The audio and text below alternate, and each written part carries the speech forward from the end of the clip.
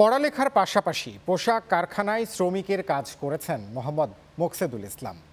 কারখানা থেকে পাওয়া বেতনের টাকা জমিয়ে শখের বশে আঙ্গুর চাষ শুরু করেন তিনি।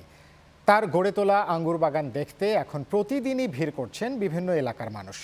ময়মনসিংহ থেকে কামরুজ্জামান মিন্টুর প্রতিবেদন।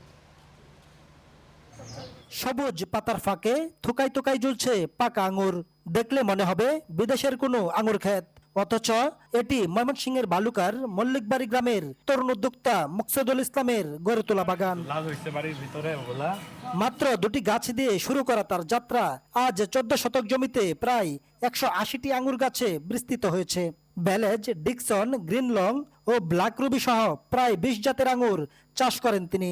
15% জায়গা আছে, আর জাত আছে মোটামুটি 30টার মতো জাত আছে। তবে সব জাতের মধ্যে এখনো আমাদের ফলন হয় নাই, বিভিন্নভাবে আর কি চেষ্টা করতেছি।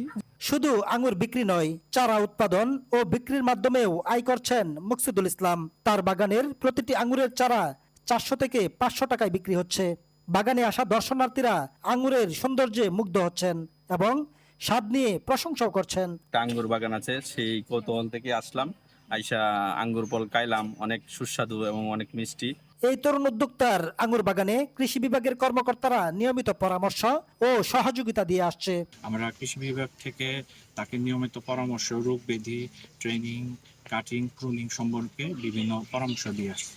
ভালুকা উপজেলা কৃষি কর্মকর্তার মতে এ এলাকার মাটি ও আবহাওয়া ফল চাষের জন্য উপযোগী। বিজ্ঞানীরা যারা আছেন তারা যদি এখানে একটু কাজ করেন যে কিভাবে আসলে আঙুরটাকে অনেকদিন পর্যন্ত আমাদের করে রাখা যাবে, যে অনেক সংরক্ষণ করে রাখা যাবে বিদেশের যে আঙুরগুলো হয় সেগুলোর মতো, এবং আসলে মিষ্টতা বাড়ানোর জন্য আসলে কিছু করা যায় কিনা বা এখানে কাজ করার সুযোগ আছে।